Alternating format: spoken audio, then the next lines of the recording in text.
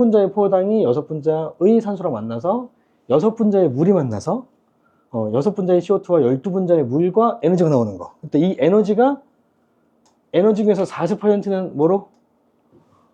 ATP인데 그 ATP 몇 개냐면 32개의 ATP가 만들어집니다. 이거 개수까지 정확하게 분석할 겁니다. 그러니까 우리 생원에서 나왔던 이 개수들 있잖아. 뭐 산소가 6개인지 16개인지 그건 그냥 한 줄로 딱 배웠지만 지금 이제 진로선택 과목의 세포학과 과정에서는 이게 왜 6개가 들어가는지, 이게 왜 6개의 물이 들어가는지, 12분자의 물이 왜 나오는지, 6개의 CO2가 왜 나오는지까지 정확하게 다 알 수 있습니다. 모든 과정에서 다 이해되면 모든 과정에서 각각의 이런 반응물과 생성물이 나오는 이유까지도 알 수 있고 32분자 ATP까지도 계산할 수도 있습니다. 결국에는 그런 것들을 물어본다는 얘기야. 그 나머지 60%는 열 에너지로 나옵니다. 그래서 이 세포의 세 가지 과정은 뭐 밑에 다 나와 있긴 한데 내가 또 써놓은 거야. 한 번씩 써보라고 기억하라고. 첫 번째, 해당 과정. 글라이콜라이시스 해당 과정. 그 다음에 TCA 회로, TCA 사이클. 그리고 전자 전달계. 총 3단계로 나눠서 세포호흡이 일어납니다. 그래서 각각의 단계에서 어떤 반응이 일어나는지, 그리고 이 반응에서의 의의는 뭔지, 이런 것들을 분석해주면 되겠다. 그래서 이제 해당 과정부터 나오는데, 교재. 이제 해당 과정에, 이 그림하고 같이 좀 나와 있죠? 그림하고 같이 좀 이해를 해보면. 첫 번째 해당 과정은 C6인 유기물이 바로 대표적인 게 포도당이죠? 자, 포도당을 C3 유기물, 이게 피루부산이라고 합니다. 피루부산, 이게 한글로 써가지고 좀 이상한데, 원래 스페링을 쓰면 파이루베이트입니다. 파이루베이트. 파이루베이트라고 쓰면 별로 안 헷갈리는데 이걸 한국말로 쓰면 좀 헷갈려. 지금 처음 봤을 땐 별로 안 헷갈리는데 피부루산 같지 않니? 피부루산. 피부루산이 좀 더 입에 잘 맞지 않니? 그래서 이 오답이 제일 많은 게 피부루산입니다. 피부루산. 지금 많이 헷갈리라고요. 피부루산.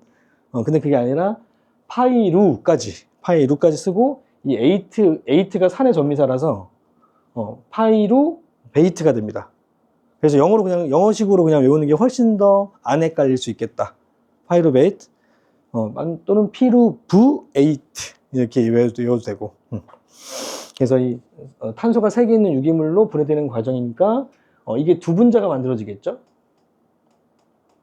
C3가 2분자? 그러면 총 6분자의 6개의 탄소를 가지고 있는 분자가 되는 거죠. 이 과정으로 피루보산을 생성하는 과정이 바로 해당 과정입니다. 자, 그러면 이유가 또 궁금하기도 하죠. 왜 파이루베이트를 만드는지 그 요인은 좀 밑에 다음번에 좀 나올 겁니다. 자, 그다음에 TCA로는 뭐냐면 이게 포괄적으로 좀 설명하고 있는 거야. 좀 이따 자세히 들어갈 거니까. 자, 피루보산을 미토콘드리아의 기질에서 탈탄산요소 동그라미 치고 탈수소요소 동그라미 치고. 그러니까 탈탄산요소는 기질에서 탄소를 뜯어내는 요소거든요. 기질에서 탄소를 뜯어냈기 때문에 뭐가 방출되냐면 CO2가 생산됩니다. 기질에서 탄소를 뜯어내서 CO2를 만드는 효소가 바로 탈탄산효소고, 탈수소요소는 기질에서 수소를 뜯어내는 겁니다. 그러니까 수소를 뜯어내서 조효소인 NAD한테 붙이는 거야. 그러니까 수소를 뜯어낸 다음에 이 받아주는 조효소인 NAD 플러스가 받아서 NADH를 만드는 건 작용입니다. 탈수소요소에 의해서 NADH와 그리고 FAD라고 하는 조효소도 수소를 받기 때문에 FADH2도 만들어줍니다.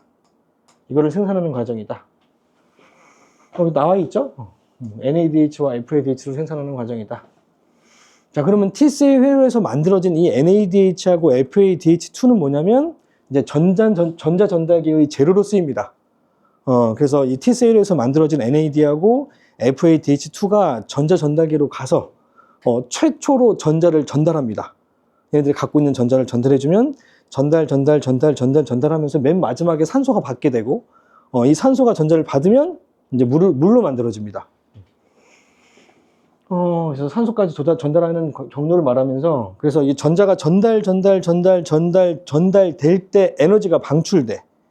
그 방출된 에너지를 가지고 수소 이온을 막강 공간으로 펌프질 시켜. 능동성을 시킨다고. 그러면 이 막강 공간에 수소 이온들이 많아지겠지. 그지? 그러면 이 많아지는 수소 이온과 적어지는 이 수소 이온들이 있으면 이 많은 곳에서 적은 곳으로 뭐 어떻게 이동하려고 하겠죠. 그 이동하려고 하는 힘이 바로 수소의 힘이고, 그 수소의 힘을 이용해서 AT 페이스를 통해서 수소가 이동해.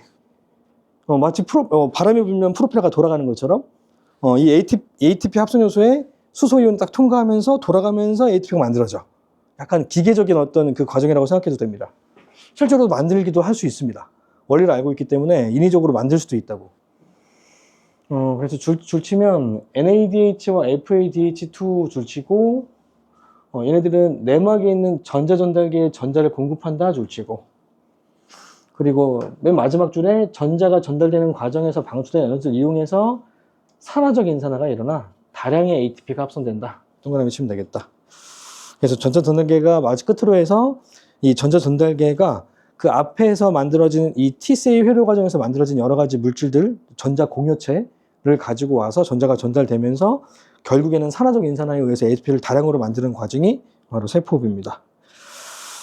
자, 해당 과정 다시 들어가서, 자, 해당 과정만의 어떤 하나의 식으로 내가 좀 써놓은 지금 박스가 있습니다. 원래 이 박스에 지우려다가, 얘를 좀 지우려다가 그냥 놔뒀습니다.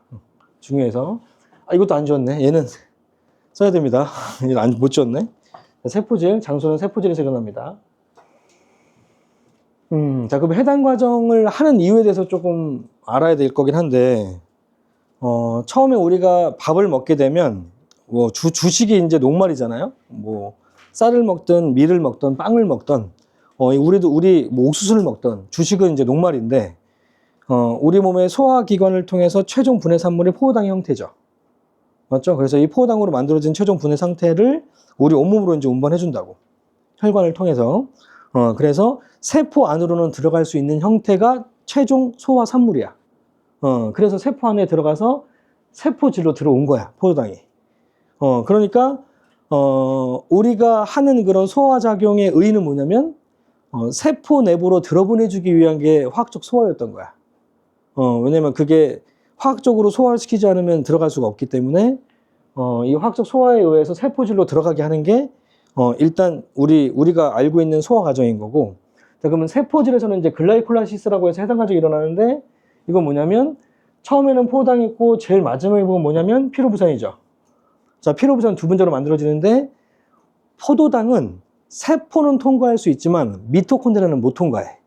자, 그래서 원래 미토콘드리아 내막에서 T셀 사이클이 일어나야 되기 때문에, T셀 사이클이 일어나기 위해서는 포도당보다 더 작아야 돼. 그래서 쪼개는 게 바로 글라이콜라시스 해당 과정입니다. 알겠죠? 그러니까 미토콘드리아 내부로 들어보내주기 위해서 한 번 더 쪼개는 과정을 세포 과정에서의 해당 과정이라고 합니다. 그래서 이거 보면 포도당은 고분자이기 때문에 미토콘드리아 막을 통과할 수가 없기 때문에, 자, 미토콘드리아 막을 내부로 통과할 수 있을 정도로 작은 피로부산으로 분해되는 작용이다. 이렇게 이해하면 되겠다. 그래서 밑에 박스를 보면 박스에다가 별표 치시고, 이거 박스 시험 볼 겁니다. 박스 시험 볼 겁니다. 이거 없앨 겁니다. 시험 볼 때. 자, 그래서 크게 이제 나눴을 때 두 가지의 효소가 작용하는데, 첫 번째 탈수소 효소에 의해서 이 포도당이 갖고 있었던 수소 두 분자를 끄집어냅니다. 얘가 갖고 있던 수소를 두 분자를 끄집어냈는데, 자, 끄집어내려면 이 수소를 받아주는 놈이 필요한 거야. 수소를 받아주는 놈이 없으면 수소를 뜯을 수가 없어. 그래서 이 뜯어낸 수소를 받아주는 놈이 누구냐면 조효소인 NAD 플러스입니다. 그래서 이 NAD 플러스가 탈수소 효소의 조효소다. 탈수소 효소의 조효소. 앞으로 이제 얘기 안 할 거야. 많이 나오니까. 자, 조효소는 한번 결합하면 떨어지지 않는다. 일시적으로 결합했다 떨어진다. 떨어진다. 그래서 떨어지고 있죠. 기질로부터 떨어졌잖아요. 그죠? 결합했다가 이제 떨어지는 거라고. 떨어지게 되면 이 포도당이 갖고 있던 수소 두 개를 NAD 플러스가 받는데 이제 반응식이 어떻게 되냐면 NAD 플러스가 이거 잘 적으세요. 반응식 되게 중요합니다. 플러스가 두 개의 수소 이온과 결합합니다. 자, 근데 수소 이온만 있으면 결합할 수가 없죠. 왜냐면 얘도 플러스고 얘도 플러스인데 둘 다 플러스니까 결합할 수가 없죠. 이온 결합도 못하죠. 그래서 이때 필요한 게 결합하기 위한 전자 두 개랑 같이 붙입니다. 전자 두 개랑 같이 붙여서 그렇게 되면 얘가 이 전자 한 개를 받게 되면 NAD가 어떻게 돼? 중성이 되겠죠. 그리고 두 개 중에 한 개도 중성이 된단 말이야. 그래서 결합할 수 있게 됩니다. 그래서 NADH 한 개고 하나가 남죠. 그 하나 남은 건 수소 이온이라고 그냥 써주면 됩니다. 알겠죠? 그러니까 NADH 한 개가 한 분자가 만들어질 때 기줄로부터 수소 두 개와 전자 두 개를 뜯어내는 거야. 알겠죠? 전자 두 개를 뜯어내서 같이 이제 반응을 해서 NADH 한 분자와 수소 이온 한 분자가 남는다고. 알겠죠? 그러면 얘는 그러면 반응도 안 하는데 그냥 없는 셈 치면 되지 않나요? 그게 아니라 항상 같이 만들어져. 얘네 둘하고 같이 생성되기 때문에 같이 따져줘야 돼. 알겠죠? 어차피 기줄로부터 뜯어낸 거기 때문에. 자, 그러면 두 분자의 NADH가 만들어졌으면 포당으로부터 몇 개의 수소를 뜯어낸 거야? 4개. 맞죠? 4개를 뜯어낸 거 맞죠? 4개를 뜯어내서 그럼 수소가 몇 개 남아? 4개를 뜯었으니까 8개가 되겠죠? 8개가 된 상태에서 반띵했으니까 이 두 분자의 H4가 되는 거지. 이거 2개 곱하면 이제 8개니까 그건 개수가 맞죠? 원자수가 맞지? 자, 그리고 기술수준 인산화에 의해서 ADP가 ATP로 두 분자가 만들어집니다. 그래서 합쳐서 이 두 분자의 P룹상이 될 때 두 분자의 NADH와 두 분자의 ATP가 만들어진다. 이거를 생성물을 지금 미리 다 안 써놔도 돼. 그 다음 장에 내가 차근차근 정리해놨어. 수업만 들어도 쫙 내용 정리될 수 있게 여러 번 반복해서 내가 써놨다고. 자, 그래서 다음 장 넘기면 이제 반응 과정을 보면 저 두 가지의 반응 과정으로 나뉩니다. 자, 이 그림 과정도 잘 기억해주면 좋은데 기억을 할 때 중요한 건 여기 이름들은 기억을 하지 않아도 상관없습니다. 물론 알면 좋긴 한데 이름까지는 잘 물어보진 않습니다. 단 이 그림 과정을 좀 이해하셔야 되는데 자, 처음에 포호당이 있습니다. 자, 포호당이 있는데 첫 번째 단계가 무슨 기래? 에너지의 투자기래. 이때는 에너지를 사용하는 단계입니다. 내가 알바하러 갈 때 돈을 써서 버스 타고 알바 지점에 가는 것처럼 그때 내 돈을 써야 되는 거잖아. 돈이 없으면 못 가겠죠. 그 돈을 써야 되는 게 투자하는 거니까 처음에는 ATP를 두 분자를 소모해서 투자를 합니다. 그러면 ATP 두 분자의 ADP가 돼버리면 인산 몇 개가 없어지는 거? 2개죠. 이 인산 2개가 양쪽에 붙는다고 이렇게. 포당 분자의 양쪽에 인산기가 2개가 이렇게 붙는다고요. 이거를 과당 이인산이라고 합니다. 자, 과당이랑 포당이랑 혹시 무슨 관계냐면 이성질체입니다. 화학식은 같지만 구조가 다른 이성질체인데 그러니까 과당에다가 이인산, 2개의 인산이 붙어져 있는 물질이다. 그래서 과당 이인산이라고 합니다. 이해됐죠? 그래서 에너지의 투자기 때 ATP 두 분자를 써가지고 포당을 과당 이인산으로 만들어진 다음에 그 다음에 이제 쪼개는 거죠. 이렇게 쪼개는 거지. 자, 쪼개졌으니까 쪼개서 이제 PgAl이라는 물질로 바뀌었는데 이 PgAl부터는 P가 몇 개? 탄소가 몇 개? P가 몇 개냐? 탄소가 3개죠. 그래서 3탄소 화합물이죠. 옆에다가 쓰세요. 이게 PgAl인 게 중요한 게 아니라 탄소가 3개 있는 게 중요합니다. 그러니까 여기 포당도 탄소가 6개 있는 6탄소 화합물이고, 자, 과당이인산도 탄소의 개수는 똑같이 6탄소 화합물인데, 이걸 쪼개서 3탄소 화합물로 쪼갰다고.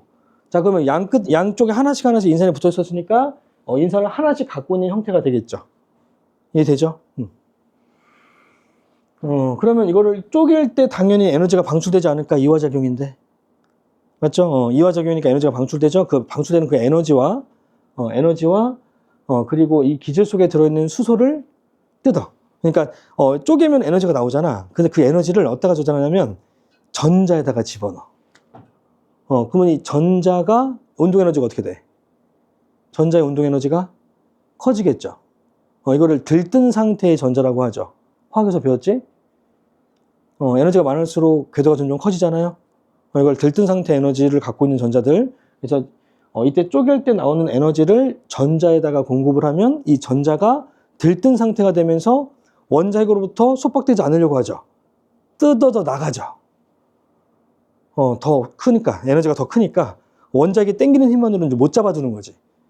그래서 기줄로부터 전자가 두 개가 나오고, 그리고 이 전자 두 개 나온 게 탈수소 요소에 의해서 수소를 두 개 뜯어내고 거기에 들뜬 전자가 결합을 하는 겁니다. 알겠죠? 그래서 마찬가지 NADH, NADH 한 분자씩 이렇게 만들어요. 그래서 아까 전에 내가 하나의 화학식에서 두 분자의 NADH가 만들어진다고 그랬잖아요. 그게 각각 C3 분자 하나당 하나씩의 NADH가 만들어지는 거였던 거예요, 원래. 그래서 합쳐서 두 개였던 거야. 그래서 NADH가 이렇게 만들어지고 난 다음에 그리고 인산이 하나씩 더 붙어서 인산 두 개 있는 다이 PGA가 됩니다. 이 D가 두 개라는 뜻이야. 인산 두 개. 그러니까 이인산이라는 뜻인 거죠. 그래서 인산이 들어가면서 각각 DPGA가 되고 양쪽에 두 개씩 갖고 있는 DPG가 되고 얘가 마지막으로 갖고 있는 이 두 개를 ADP한테 기질한테 전달을 하면서 기질 수소나 인산에 의해서 각각 두 분자의 ATP가 만들어집니다. 그래서 지금 인산이 하나도 없어졌죠. 이걸 각각 ADP한테 전달해 준 겁니다. 그래서 이 과정이 바로 에너지의 회수기. 자, 처음에 에너지 두 분자의 ATP를 투자했지만 결국에 만들어지는 건 몇 개? 4개가 만들어졌죠. 그럼 ATP 몇 개 만든 꼴? 2개를 더 만든 꼴이죠. 그래서 두 분자의 ATP를 기질 수순의 인산화에 의해서 만들어진 겁니다. 한번 읽어볼게. 에너지 회수 구간. 자, 과당 이인산의 탈수 요소에 분해되면서 방출된 에너지가 전자에 전달되고 고에너지 전자를 생성하게 되고 이때 NAD 플러스가 수소와 함께 결합시켜 NADH 두 분자를 생성하며 남은 에너지를 이용하여 인산은 하나씩 기질에 더해지고 ADP가 세포질에서 기질로 작용하여 생성물로 ATP가 만들어지는 기질 수순의 인산화 동그라미 치시고 그래서 네 분자의 ATP가 생성된다. 그 다음에 여기 에너지 투자 기관에다가 어딨냐? 두 분자의 ATP를 소모에다가 동그라미 치시고 그래서 두 분자의 ATP를 소모하고 네 분자의 ATP를 만들었으니 결국에 결론적으로 두 분자의 ATP를 만든 거다. 자, 그래서 이 그림을 좀 같이 기억해 주고, 원래 그림도 내가 없애려다가, 자, 그림은 이제 보고서 이제 정리하시고, 이 해당 과정에 정리해야 되는 내용만 좀 잘 써보자. 자, 주 목적은, 해당 과정의 주 목적은 바로 피로부산을 만드는 게 목적입니다. 피로부산을 생성하여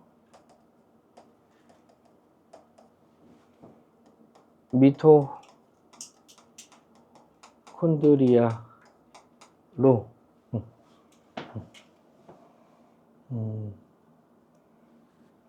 들어가기 위함이다. 왜냐하면 포도당은 너무 커서 들어갈 수 없으니까 결국엔 피로부산을 만드는 게 목적인데, 자, 피로부산을 만들려다 보니까 꼴 먹고 알 먹기 식으로 NADH하고 ATP도 만들어진 거야. 알겠죠? 그래서 NADH하고 ATP는 진짜 주목적은 아니지만 주목적을 위해서 하다 보니까 만들어진 거. 그래서 생성물로는 자, 두 분자의 C3H4O3 얘가 피로부산입니다. 자, 피로부산 이 정도의 화학식은 좀 기억해줘야 된다. 자, 피로부산은 나중에 이제 발효과정, 무산 소흡 과정에서도 이 화학식을 좀 알고 있어야 되기 때문에 화학식을 좀 기억해줘라. 자, 두 분자의 피로부산 그리고 두 분자의 NADH 플러스 두 분자의 수소이온 이렇게 수소이온까지 같이 좀 적어줘. 초반에는 그래야지만 전자 두 개하고 수소이온이 결합됐다는 그 화학식을 이해하고 있는 거라서. 자, 그리고 두 분자의 ATP가 만들어진다. 왜요? 최종 생성물이잖아. 그러니까 좀 투자기 때문에 소모된 영역을 안 썼잖아. 합친 값이니까.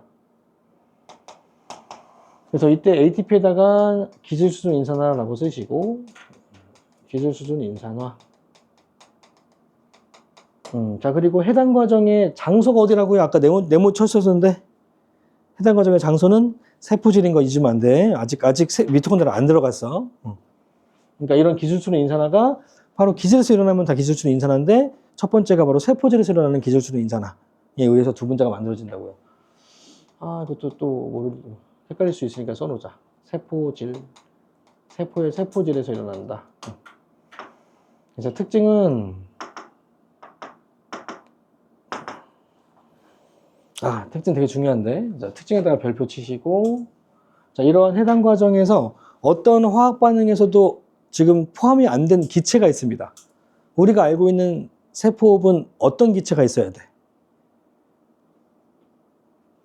내가 숨을 막고 있으면 숨이 막히는 이유가 뭐야? 어떤 기체가 안 들어와서 그래? 산소죠. 지금 해당 과정에 산소가 있어 없어? 산소 없죠. 산소가 이용되지 않는 반응입니다. 그 말은 내가 산소를 들어 마시지 않더라도 내 몸에 있는 세포들은 뭐는 할 수 있다? 해당 과정은 일어날 수 있다는 얘기죠. 알겠죠? 해당 과정이 일어날 수 있는 건데, 자, 근데 문제는 이게 뭐, 왜냐면 해당 과정에서 만들어지는 물질이 뭐냐면, NADH하고 ATP가 만들어지죠. 그럼 ATP는 그냥 사용되면 그만이긴 한데, NADH는 어디에서 쓰여야지만 다시 NADH가 만들어질 수 있냐면, 전자전달계에서 NADH가 사용돼야 돼. 그래야지만 다시 재료인 NAD가 나오게 되고, 다시 순환해가지고 다시 NADH가 만들어질 수 있단 말이야. 근데, 만약에 전자전달계가 일어나지 않았어. 그러면 그 앞 과정인 해당 과정도 진행돼 안 돼? 안 되겠죠. 왜냐면 A라는 반응과 B라는 반응과 C라는 반응이 있는데, 자, A, B, C 반응이 있는데 얘가 억제됐다고. 얘가 억제돼 버리면 당연히 얘도 억제가 되고 얘도 억제가 일어나겠죠. 그러니까 문제는 뭐냐면 산소는 여기서 사용이 안 돼. 근데 산소는 여기서 사용된단 말이야. 그럼 이 C작용이 잘 된다 안 된다? 안 되겠죠. 억제가 일어나겠죠. 그래서 순차적으로 그 앞의 과정도 억제가 일어나게 된다고. 그러면서 죽는 거죠. 알겠죠? 이 해당 과정 자체는 산소가 이용되지 않긴 하지만 그 다음 과정에서는 산소가 이용되기 때문에 결국에는 산소가 없는 반응이 지속된다면 세포들은 살 수가 없다. 특징은 산소 없이 일어난다. 산소 없이 가능하다. 자, 그래서 다음 시간에 무산소 배울 거지만 무산소 후 과정에도 이 해당 과정이 들어갑니다. 알겠죠? 해당 과정은 산소가 없이도 일어나는 과정이기 때문에 무산소 과정의 일부 반응에 해당 과정이 포함되어 있습니다. 알겠죠? 야, 그래서 세포별수 인산화 과정을 지금 총 두 가지로 이렇게 나누고 있는데, 자, 그림에서 설명이 너무 잘 돼 있어. 자, 첫 번째. 자, 세포별서의 인산화는 크게 이렇게 두 가지로 나눌 수 있는데, 우리가 알고 있는 세 가지로 배웠지만, 일단 크게 두 가지로 나눌 수 있다고. 자, 첫 번째. 기질 수준 인산화. 기질 수준의 인산화. 말 그대로 ADP하고 기질을 효소의 기질로 작용해서 붙여서 이 기질 속에 있는 인산을 뜯어서 ADP한테 붙여주는 작용입니다. 그러면 이 기질에 있는 이 인산기를 ADP한테 옮겼잖아요. 또 다른 기질에서 다른 기질로 인산기를 옮겨줬잖아. 무슨 효소야? 이 효소. 작용기를 옮겨주는 효소. 전이효소입니다. 알겠죠? 이 효소는 바로 전이효소고, 그럼 기질수는 인산화에서 작용하는 효소들은 다 전이효소인가요? 네. 다 전이효소입니다. 그래서 기질하고 ADP가 둘 다 이 효소의 기질로 작용하게 되고, 이 기질로부터 인산을 뜯어내서 ADP로 옮겨주는 겁니다. 알겠죠? 그래서 기질수는 인산화라고 얘기한다고요. 그래서 지금 뭐 산물, 피로부산이 만들어질 때 ATP 만들어지는 게 지금 이게 해당 과정에서의 기질수 인산화를 그림으로 표현한 겁니다. 옆에 나와 있는 그림이. 그 다음에 두 번째는 뭐냐면,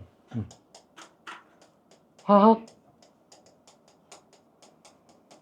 삼투에 의한 인산화입니다.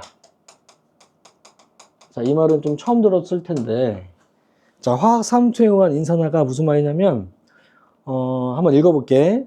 막을 경계로 농도 기울기가 형성된 수소가 ATP 합성요소를 통과하면서 ATP가 합성되는 인산화를 화학삼투에 의한 인산화라고 한다. 자, 그러니까 이게 수력발전소를 예를 들면 물이 위에서 이렇게 아래로 내려가죠. 내려가면서 여기에 발전기를 중간에 달아놓으면 떨어지는 물에 의해서 발전기가 돌죠. 그럼 돌게 되면 자속의 변화가 생기면서 전기가 발생되는 거지. 그지? 그래서 전기를 발생시키는 반체가 바로 수력발전소인데, 이것처럼, 이거랑 좀 비유적으로 표현한 게, 지금 이 발전소인 것처럼 오른쪽에 그림을 보면, 가운데 막 여러 가지 색깔로 되어 있는 게 ATP의 합성 요소입니다. 막 무슨 모터처럼 생겼죠? 그러니까 돌아가는 모터처럼 생겼고, 그러니까 여기는 지금 수소이온들이 많은 곳이죠. 수소이온의 고농도. 수소이온의 고농도인 곳이고. 자, 막을 사이에 두고 그 안쪽의 지점은, 다른 지점은 수소이온의 저농도 지점입니다. 자, 그러면 이 고농도인 곳에서 저농도인 곳으로 수소가 이동하려고 하는 무슨 힘이 발생해? 확산에 의한 힘이 발생하겠죠. 막 이동하려고 하는 그 힘이 발생할 거 아니니? 그치? 그래서 이 수소이온이 이동을 하면, 이 확산에 의해서 발생하는 힘을 이용해서, 이 ATP 합성요소가 통로로 작용해 주는 겁니다. 통로. 수소이온의 통로로 작용해줘서, 이 ATP 합성요소를 통해서 수소이온이 확산이 될 수 있게끔 해주는 거야. 그러면 수소이온이 고농도, 저농도로 이렇게 수소이온이 이렇게 통과를 하겠죠? 이렇게 수소이온이 이렇게 통과를 할 거라고요. 확산될 거라고요. 자, 통과되면서 나오는 그 에너지를 이용해서 ADP에 인산을 붙여주는 이러한 ATP 합성 방식을 화학 삼투에 의한 인산화라고 합니다. 자, 근데 왜 화학 삼투라는 말을 쓰냐면, 제가 이 수소 이온이 결국에는 이온 상태니까 물하고 같이 움직이죠. 자, 물도 극성이고 얘도 극성이잖아. 그러면 수소만 이동할 수는 없단 말이야. 이 수소하고 결합되어 있는 누가 같이 이동해? 물 분자가 같이 이동하죠. 그러면 이 물 분자가 이동하는 거는 용매가 이동하는 거고, 저농도에서 고농도로 용매가 이동하는 현상을 우리가 삼투 현상이라고 했던 것처럼, 자, 근데 얘는 수소가 이동하려고 하는 힘 때문에 물이 이동하는 거니까 확산이긴 해. 그래서 삼투 현상이라고 할 수 없긴 하지만 물이 이동하는 힘이기 때문에 확조 삼투에 의한 인산화라고 얘기하는 거야. 이해되니? 그래서 수소이온이 통과될 때 나오는 에너지를 이용해서 돌아가면서 그 돌아가는 힘에 의해서 ADP에다 인산에 붙여줘서 ATP를 합성하는 방식을 화학 삼투에 의한 인산화라고 하는데, 자, 밑에 보시면 그림 밑에, 자, 이를 위해서는 막을 경계로 수소이온의 농도 구배를 형성시켜 줘야 돼. 그러니까 지금 내가 이 오른쪽에 나와 있는 그림은 농도 구배가 형성되어 있는 상태지. 그러면 이게 농도 구배 형성이 되려면 반대 방향, 이쪽에서 이쪽 방향으로 수소이온을 어떤 이동을 시켜줘야 돼? 얘는 저농도고 얘는 고농도니까. 저농도인 곳에서 고농도인 곳으로 계속 이제 이동을 시켜줘야 되잖아. 자, 이런 이동 방식을 뭐라고 하냐면, 능동수송이라고 하죠. 자, 그러면 이 능동수송을 하려면 에너지가 들어, 에너지가 안 들어? 에너지가 들죠? 그 에너지의 기원에 따라서 나누는 겁니다. 자, 이 능동수송을 시켜주는 그 에너지의 기원이 만약에 유기물의 산화를 통해서 얻으면 산화적 인산화. 이 에너지를 빛으로부터 얻어내면 광인산화라고 합니다. 알겠죠? 그래서 에너지의 기원, 즉 수소를 펌프를 통해서 수송시키려는 그 에너지원에 따라 일단 줄치시고, 세포호흡의 전자전달계에서 유기물의 산화를 통해 기원되면 산화적 인산화.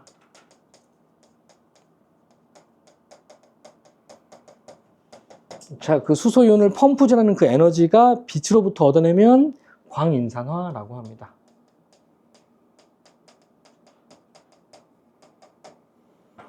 구분되죠?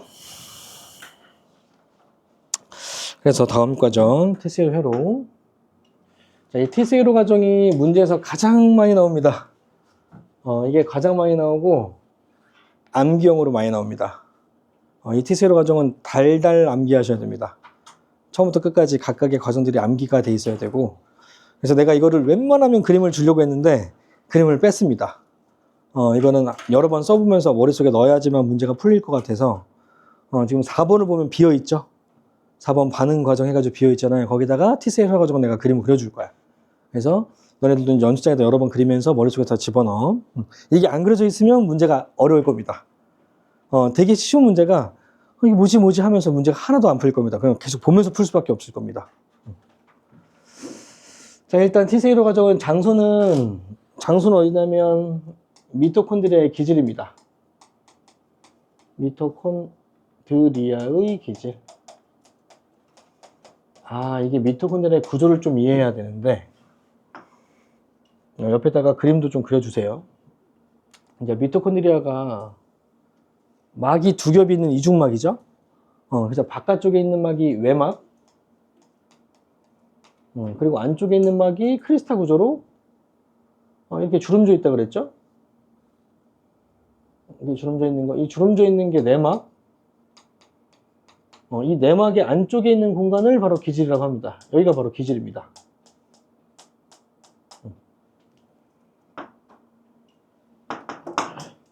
여기가 기질.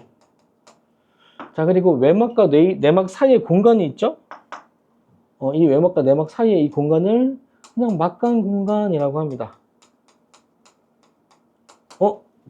공간이 긴 공간인데 그냥 막간 공간이라고 하는 이유는, 자, 이 막간 공간에서 뭐가 일어나지 않는다? 얘는 기질인데 여기는 왜 막간 공간이야? 뭐가 일어나지 않는다? 물질대사. 물질대사가 일어나는 장소를 기질이라고 했잖아요. 우리 첫 시간에 배웠던 거.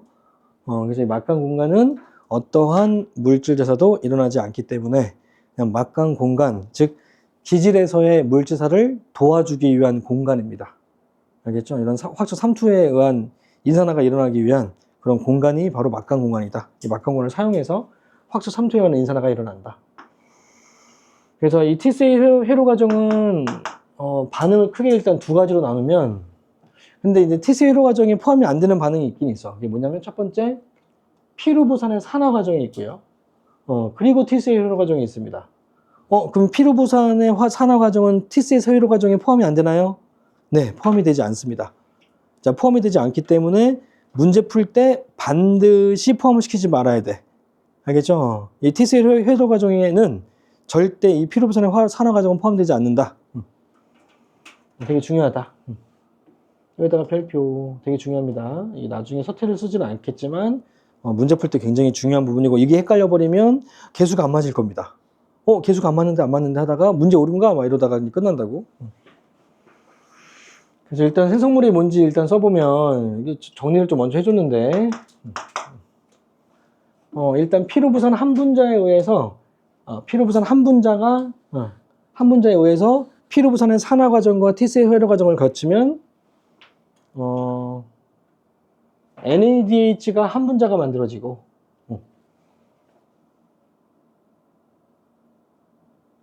피루부산 산화에서 그 두 개 나눠놨구나. 각각의 지금 반응을 내가 두 개 나눠놨어. 헷갈릴까봐. 자, 피루부산 산화 과정에서는 한 분자, 그 다음에 T세이 회로 과정에서는 세 분자의 NADH가 만들어집니다. 그리고 FADH도 T세이 회로 과정에서 한 분자가 만들어지고, 피루부산 산화 과정에서는 FADH2가 만들어지지 않고요. 그리고 ATP도 T세이 회로 과정에서만 한 분자가 만들어집니다. 그래서 이제 피루부산 한 분자가 일어나는 반응이 이 과정에서 만들어지니까, 그럼 포당 한 분자는 피루부산이 두 분자가 있는 거니까 이거에 곱하기 2한 게 포당 한 분자에서 만들어지는 생성물들이겠죠. 그래서 각각 두 분자, 네 분자, 두 분자, 여섯 분자, X 두 분자, X 두 분자 이렇게 만들어진다고요. 이거 나중에 다시 한번 이 표를 보면서 정리 좀 해주면 좋을 것 같아. 자, 그래서 반응 먼저 좀 써줄게. 그래서 일단 만들어진 생성물 먼저 쓰고, 자, 피루부산 한 분자에 의해서 뭐가 만들어지냐면, 일단 두 분자의, 한 분자. 아니지. 잠깐만. 피루부산 한 분자랑, 두 개 맞지. 자, 두 개의 CO2와, 두 분자의 CO2와 세 개. 피루부산은 산화까지 포함되니까 다섯 개. 다섯 개의 NADH 플러스 와. 자, 그리고 한 분자의 FADH2. FADH2가 만들어집니다. NADH가 다섯 분자 맞나? 하나, 둘, 셋. 네 개네. 미안, 네 개다. 다섯 개 맞다. 잠깐만. 10개. 두 개. 다섯 개 맞네. 산화에서 하나, 둘, 셋, 넷. 하나, 둘, 셋, 넷. 하나, 둘, 셋, 넷. 네 개인가? T0 해당 과정에서 2개. 아, 4개구나. 쏘리. 아, 내가 헷갈린다. 한 분의 쓰니까 좀 헷갈리네. 자, 이것도 4개로. 5를 4로 바꿔주세요. 맞지? 자, 그리고 FADH2는 한 분자. 그리고 플러스 ATP가 또 한 분자 만들어집니다. 자, 이때 이 ATP 옆에다가 기질 수준 인산화 쓰면 됩니다. 쓰고 장소가 어디냐면 미토의 기질. 미토의 기질에서 일어나는 기질 수준 인산화에 의해서 ATP가 한 분자가 만들어진다. 자, 그러니까 포당 한 분자면 얘네들이 2배죠. 이제 2배씩 써주면 됩니다.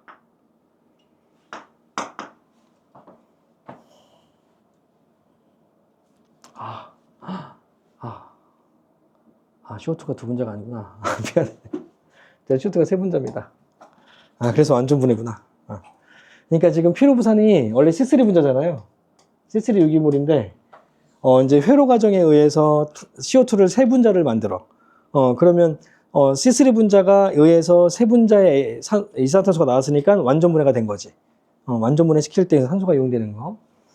그러니까 포당 한 분자면 6개의 CO2와 8개의 NADH 플러스 수소이온 2개의 FADH2 2개의 ATP가 만들어집니다. 자, 이게 최종 이제 생성물인데 이제 반응 과정은 옆에 넓은 공간에다가 잘 적어 주시면 됩니다. 이것도 일단 얘기해 주면 좀 외우는 게 맞긴 한데 그냥 외우는 게 아니라 왜 그런지를 좀 생각하면서 외우게 되면 조금 외우는 게 좀 수월합니다. 그러니까 이제 수능에서도 나는 거고 문제도 먼저 만드는 거야. 이해를 하는 게 더 중요하니까. 자, 맨 처음에 피로부산이 있습니다. C3, H4, O3, 피로부산. 자, 이 피로부산이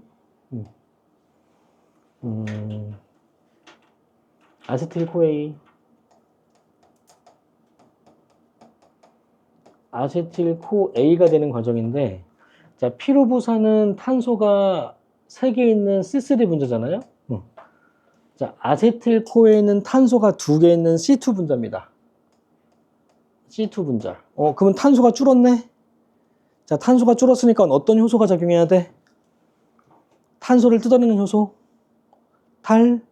탄산효소가 작용해야 돼. 그래서 이때 탈탄산효소에 의해서, 그러니까 내가 처음만 쓸 거야. 처음만 쓸 거고, 그 다음부터는 생성물에 따라서 이게 자동으로 탈탄산효소가 작용했구나 내가 예측을 할 수 있어야 됩니다. 자, 탈탄산효소에 의해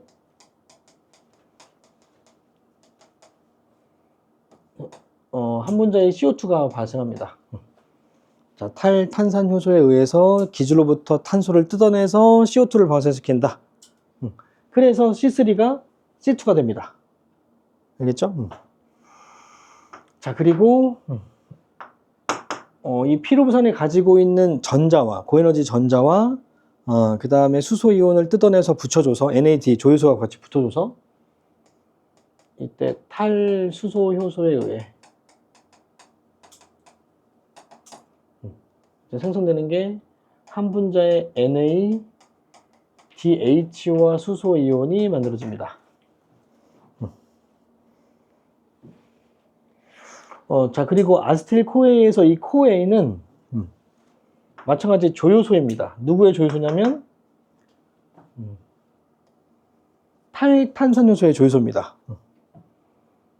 그래서 탈탄산효소의 조효소인 여기다 같이 빨간색으로 같이 써줘야겠다. 플러스 코에이라고 써주면 되겠다. 그래서 얘는 조효소. 자, 그리고 NAD도 써줄까? 여기 NAD 플러스가 조효소.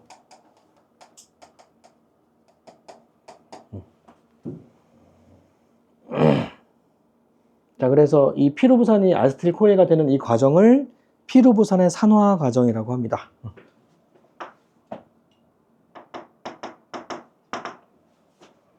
여기서부터 여기까지가 피루부산의 산화 과정이다.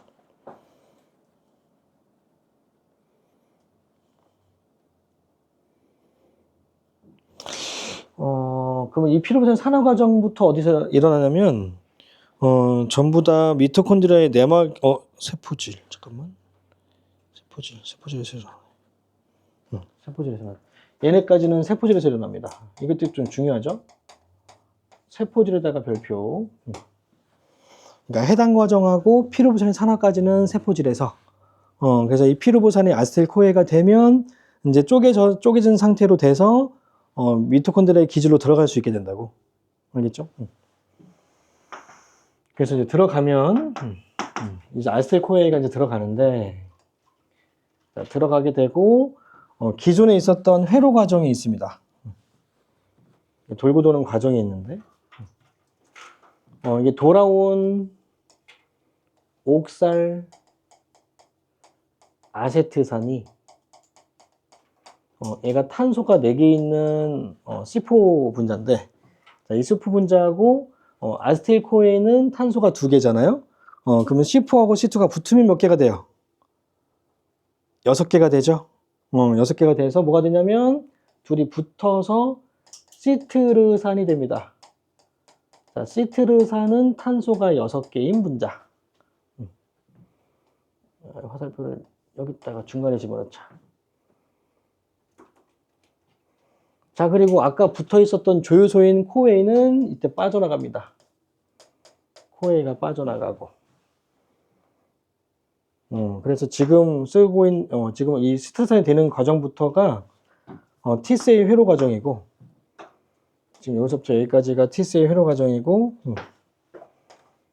이 T세이 회로 과정에서 과정이 일어나는 장소는 미토의 기질입니다. 미토의 기질, 내막 안쪽에 있는 기질, 기질에서 일어난다. 자, 그 다음에 이 시트르산이 알파 케토 글루타르산 글루타르산이 됩니다. 이 알파 케토 글루타르산은 C5 분자입니다. 탄소가 줄었습니다. 그럼 이때 뭐가 작용해야 돼? 탄소의 개수가 줄었으니까 탄산효소가 작용해서 뭐가 발생? CO2 발생. 이 CO2가 발생하는 위치가 되게 중요해. 그리고 이때 어떤 효소가 작용하는지도 되게 문제에서 많이 물어보고 암기용으로 많이 물어봐.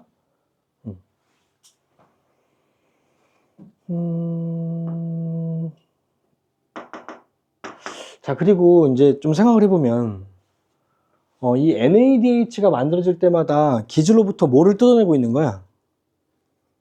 수소를 뜯어내고 있는 거죠. 근데 무한정 수소를 뜯어낼 수 있을까? 없겠죠. 수소를 뜯어내면 뜯어낼수록 기질들은 수소의 개수가 줄어들죠. 그러면 계속 뜯어낼 수가 없기 때문에 NADH를 만들 수가 없잖아. 그럼 보면 NADH를 만든 다음에는 다시 수소를 보충해줘야지. 맞지? 수소를 보충해주는 그게 재료가 뭐냐면 바로 물입니다. 그래서 물 속에는 수소가 2개 들어있잖아. 한 분자당. H2O잖아. 그래서 이 물, 내가 활동할 때 세포 과정에서의 물이 사용되는 건 바로 기질로부터 뜯어낸 수소를 보충해주는 수소의 공급원이었던 겁니다. 그래서 내가 밥을 먹지 않고는 2주 동안 살 수 있어도 물을 먹지 않고는 일주일을 버티기 힘듭니다. 3, 4일을 버티기 힘듭니다. 그게 수소가 뭘로 작용하니까 여러 가지 기질들의 수소의 공급원으로 작용합니다. 수소의 공급원으로 작용하기도 하고 게다가 산소까지도 만들어져. 그래서 여러모로 쓰이는 게 지금 물이기 때문에 그래서 물이 굉장히 중요하다. 그래서 맨 처음에 이제 이 코에이가 되고 이 코에이가 알파케토 그루탄이 될 때 그때 물이 공급된다. 이때 물이 한번 공급이 됩니다. 그래서 아까 NADH가 만들어질 때 뽑아져서 없어진 수소를 이 물이 보충을 해줍니다. 알겠죠?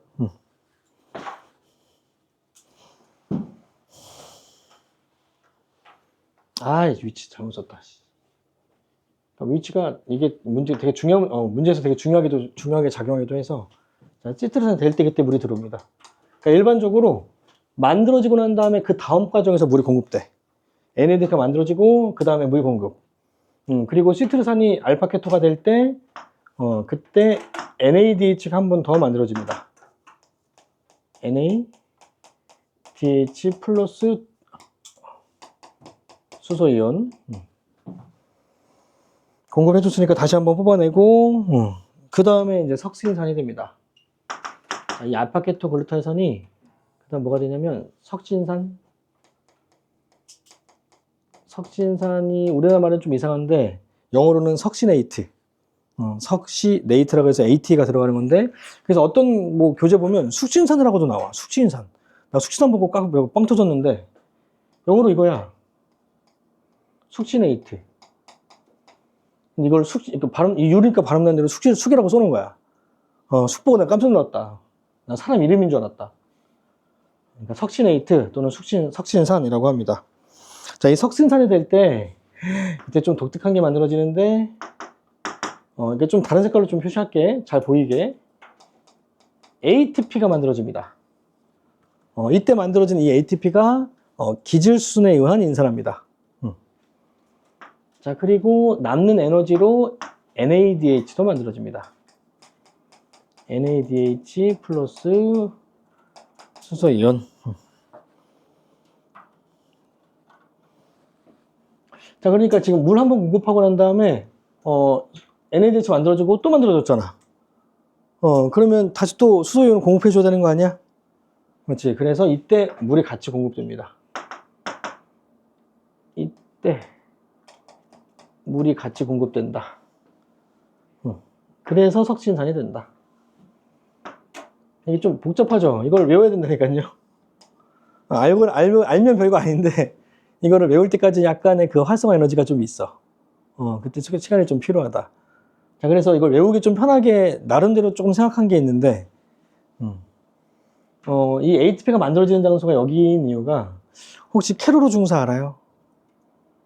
캐로로 중사, 개구리, 알아요? 걔가 되게 활기차죠? 에너지가 넘치죠? 그래서 알파 케토 글루타산을 그냥 캐로로 병사라고 생각해. 그래서 얘가 에너지가 많으니까 ATP가 만들어진다. 이렇게 생각하면 좀 더 쉽지 않나? 괜찮지 않니? 나 이렇게 해서 안 까먹는다니까, 지금도? 2년 전, 3년 전에 공부에서도, 알파 케토가 서서히 될 때 ATP가 만들어지지, 이게 캐로로가 에너지가 넘치니까. 이렇게 생각하면, 본인만의 방식으로 외우십시오. 이게 마음에 안 들면. 자, 그리고 석신산이 푸마르산이 되는데, 자, 푸마르산도 말을 좀 안 돼. 푸말레이트. 푸마르산. 푸마르산 좀 이상해. 푸마르산. 알파 케토는 C5, 석신산부터가 이제 C4입니다. C4. 그러면 탄소가 또 줄었네? 뭐가 만들어져야 돼? CO2도 방출돼야죠. 와, 여기 엄청 많다, 그지? 그래서 문제의 틀 중에 어떤 반응인지, 이게 무슨 물질인지 알 수 있는 가장 중요한 틀이 요놈하고 요놈입니다. 알파 케토가 석신이 될 때 다 만들어진다. 안 만들어지는 게 없다. 뭐 빼고 안 만들어져요? FADH2 빼고 다 만들어집니다. 알겠죠? FADH2 빼고는 다 만들어지는 게 알파 케토에서 석신이 될 때 다 만들어진다. 그리고 여기에서만 만들어지는 게 뭐다? 여기에서만 만들어지는 게 ATP. 알겠죠? 그래서 이게 어떤 물질인지 알면 얘만 만들어졌네? 그럼 얘가 ATP지. 이렇게 바로 판단할 수도 있다고요. 알겠죠? 자, 그리고 석신산부터는 이제 C4고, 푸마르산도 C4고.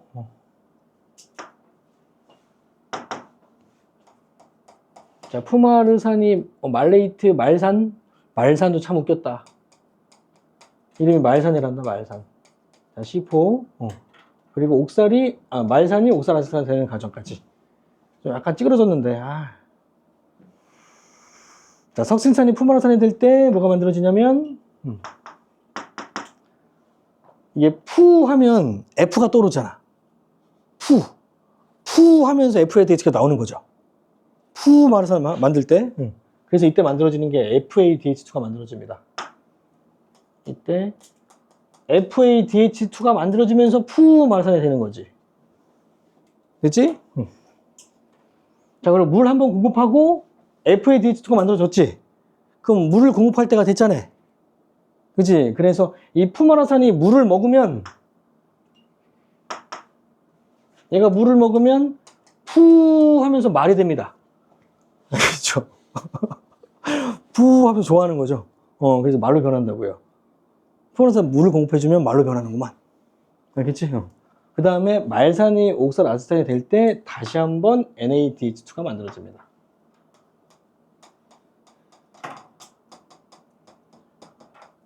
이렇게 만들어진다고요.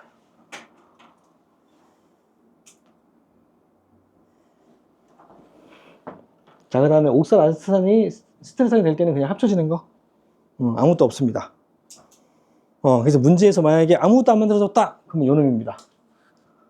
알겠죠? 아무것도 안 만들어진 건 옥살에서 스테레산 되는 때밖에 없다. 알겠죠? 그래서 내가 좀 색깔 구분해놨으니까 필기할 때도 너희들도 좀 색깔 좀 구분해서 이게 각각의 위치에서 어디 뭐가 만들어지고 뭐가 만들어지는지 좀 알면 구분하기 좀 편하겠다. 그래서 한 분자의 피로부산이 한 바퀴 돌 때, 이 피로부산의 산화 과정과 그 다음에 TC 사이클 한 번 과정을 돌 때 생성되는 전체 NADH의 개수가 여기 하나, NADH 파란색만 하나, 둘, 셋, 4개 만들어지죠. 자, 이거는 TC 사이클과 피로부산의 산화까지 포함됐을 때. 알겠죠? 그러니까 만약에 포당 한 분자면 NADH가 몇 개 만들어져? 포당 한 분자면 이게 2바퀴 도니까 8개의 NADH가 만들어지겠죠. 맞죠?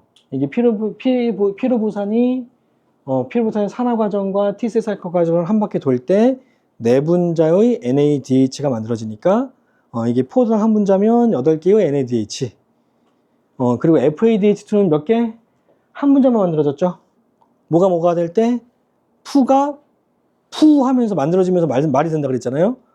이 푸마라산이 아니지. 석칭산이 FADH 만들면서 푸 한다 그랬지? 그래서 만들어지고 한 분자 만들어지니까 2바퀴 돌면 2분자가 만들어지는 거지. 그리고 푸마라산이 물 먹고 말이 되는 거고, 말산이 NADH 만들면서 옥살아세탄이 되는 거고. 알겠죠? 그래서 위에다 정리한 내용들을 같이 접목을 시키면 피로부산의 산화 과정과 TC 사이클 과정이 정리가 되는 겁니다. 좀 걱정되지? 이거 어떻게 외우나 걱정되지? 근데 여러 번 써보면 금방 외워져. 지긴 해. 여러 번 써보면 한두 번만 써봐도. 그래서 넘어가서 이제 전자전력에 들어갑시다. 일단 문제도 좀 풀어야 되니까. 자, 전자전력에는 자, 산화적 인산화를 포함하여 세포업의 마지막 단계로 자, 내막에서 일어난다 줄치고 내막에서 일어나는데 이때 생성되는 대부분의 ATP는 이 과정에서 생성된다 줄치고. 자, 그래서 전자전력의 장소는 어디냐면 내막 이렇게 쓰면 됩니다. 미토콘드리아의 내막, 외막도 아니고 막간 공간도 아니고 내막, 기질도 아니고 내막에서 일어난다. 자, 반응 장소가 바로 내막이고 이 내막이 이제 밑에 이 그림을 좀 볼게요. 아래쪽에 그림은 좀 나와 있으니까 TCA 사이클과 해당 과정에서 만들어진 물질 중에 공통적인 게 뭐가 있냐면 NADH하고 FADH2가 있죠. 그렇죠? NADH하고 FADH2는 가지고 있는 게 뭘 갖고 있다. 뭘 운반하고 있는 거야 지금. 내가 해당 과정부터 얘기해 줬는데, 자, 포도당이 쪼개져서 과당 2인산이 쪼개져서 PgAl이 될 때 그때 나오는 에너지를 어디다가 저장? 전자. 그래서 이 전자와 기질 속에 들어있는 수소랑 붙어서 조효소에 있는 NAD 플러스랑 붙어서 만들어진다 그랬잖아. 자, 그러니까 NADH 속에는 뭐랑 뭐를 갖고 있냐면 전자와 수소를 갖고 있는 거지. 전자와 수소. 근데 이 전자는 무슨 전자? 에너지가 없는 전자 아니면 에너지가 많은 전자? 에너지가 많이 있는 전자를 갖고 있었던 거야. 그러면 이제 NADH의 목적을 좀 알 수 있는 거죠. 그럼 NADH는 대체 왜 만들어졌던 거야? 뭐를 운반하기 위한 매체? 고에너지 전자를 운반하기 위한 운반체였던 겁니다. 왜냐면 이 고에너지 전자는 시간이 지나면 어떻게 되게? 가만히 냅두면 막 움직이다가 어떻게 돼요? 에너지 잃어버리죠. 에너지 잃어버리고 다시 이제 원자한테 붙잡혀 버린다고요. 알겠죠? 그러니까 고에너지 전자가 된 상태에서 바로 그냥 붙여버린 거지. 이걸 운반해 주려고. 그 매체로 적용한 게 바로 NAD 플러스였던 거고 탈수소였던 거야. 그러니까 NADH는 고에너지 전자를 운반하고 있는 택배차였습니다. 알겠죠? 그래서 해당 과정하고 T셀 사이클에서 만들어진 NADH와 FADH2가 갖고 있는 고에너지 전자를 이제 운반해주러 가야 될 거 아니야. 누구한테 가냐면 전자전달기로 간 겁니다. 그래서 이 NADH하고 FADH2가 각각 쪼개지죠. 쪼개진다고. 그러니까 역반응인 거야, 역반응. 이게 갖고 있었는데 이제 다시 이제 쪼개지게 되면 산소의 반분자가 합쳐지면서 이제 쪼개지는데 얘가 합쳐지면서 2.5개의 ATP를 만들어지게 되고 한 분자의 NADH가 2.5개의 ATP를 만들고 그리고 NAD 플러스하고 물 한 분자가 만들어집니다. 자, 왜냐면 NADH하고 수소이온이 이렇게 NAD 플러스가 될 때 전자 몇 개 나와? 아까 전자 두 개 합쳐가지고 얘를 만들지 않았니? 그러니까 전자 두 개가 나오죠? 전자 두 개. 맞지? 얘가 될 때 전자 두 개. 자, 이 전자 두 개가 산소하고 결합하는 거라고, 이 수소하고 같이 이제 결합한다고요. 물론 다른 수소하고 같이 결합했겠죠? 옆에 있는 수소하고. 이거를 화학식으로 다시 한번 써줄게. 좀 헷갈리겠다. 그래서 NADH 수소 플러스 2분의 1 산소가 그 중간 과정에 생략돼가지고 바로 이제 결과가 나와 있는 거라서 얘가 어떻게 되냐면 NAD 플러스가 되고 두 분자의 수소가 나오고 그리고 두 분자의 전자가 나오고 두 개의 전자 거기에 반 분자의 산소랑 결합하는 겁니다. 그럼 이거를 합치면 물이 되죠. 이게 이제 물이 되는 거지. 그래서 NAD 플러스 한 분자와 한 분자의 물이 만들어진다. 됐죠? 그러니까 우리 하나의 반응식으로 썼을 때 물이 만들어졌잖아, 생성물에. 그 물이 바로 이 전자전달기에서 만들어지는 물이었던 겁니다. 그러니까 지금 보면 이렇게 얘가 전달해주면 쭉 전달되다가 마지막에 누가 받아? 여기 산소가 지금 전자를 받고 있죠. 이 식은 이 전자전달기는 하나의 식으로 나타낸 것 뿐이야.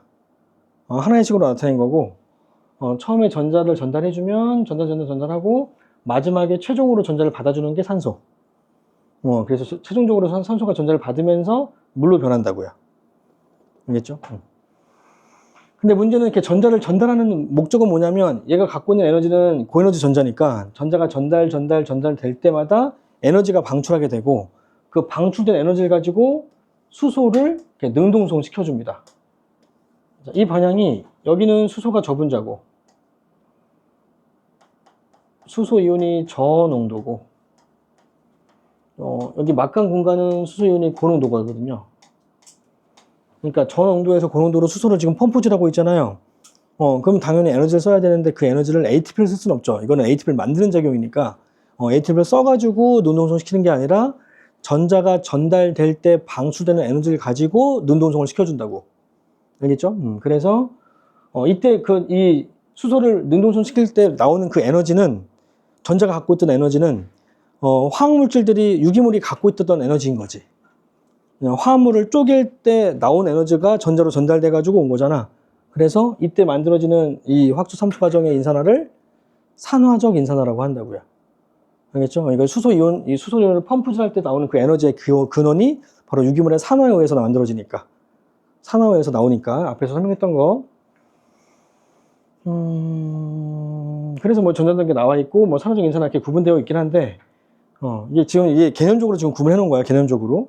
이게 전자전달기에 의해서 나오는 에너지를 가지고 수소를 능동성시키고, 그래서 수소의 농도 9배가 형성이 되면 ATP 합성효소를 통해서 수소가 확산이 일어나면서 ATP가 만들어지는 이 과정은 확수 3투에 의한 인산화라고 한다고.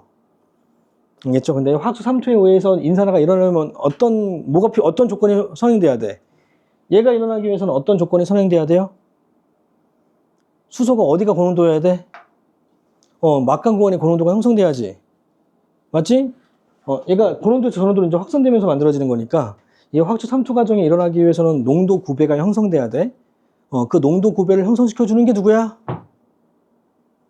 전자전달계였던 거지. 알겠지? 전자전달계에 의해서 나오는 에너지를 가지고 수소를 능동성을 시켜서 농도 9배를 형성시켜주면 확수 3투에 의해서 수소가 확산되면서 ATP가 만들어진다고요. 알겠니?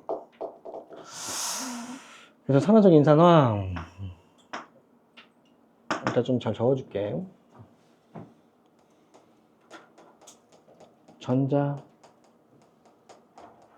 전달계는 수소 이온의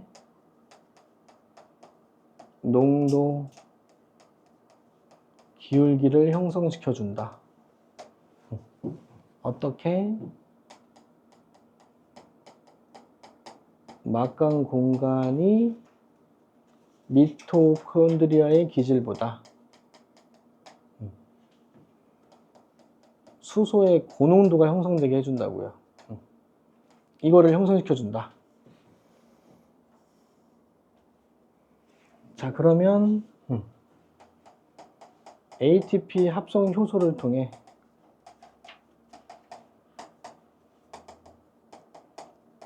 화학 3투에 의한 인산화로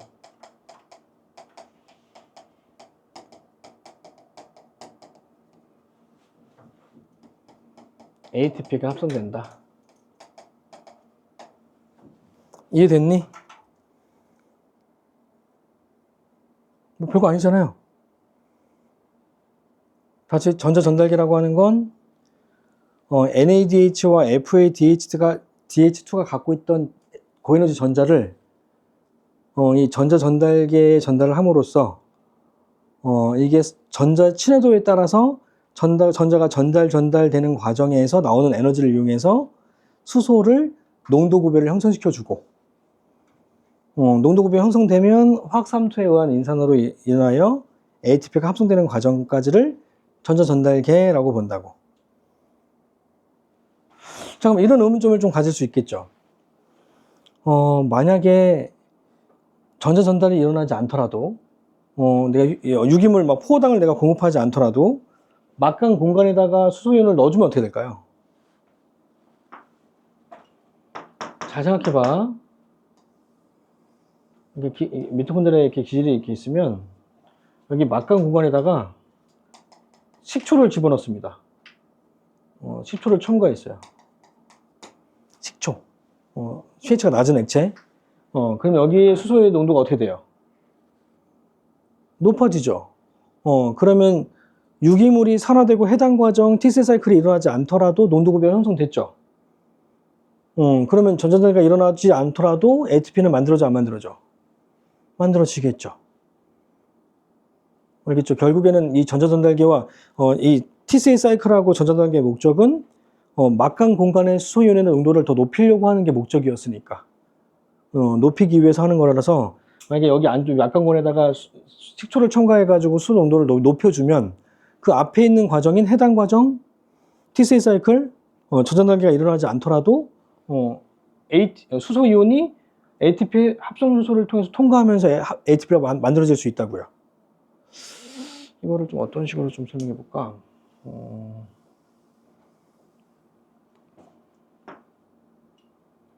이게 문제에서 여러 가지로 이렇게 응용이 돼가지고 그 응용되는 거 한 가지만 좀 설명을 해볼게.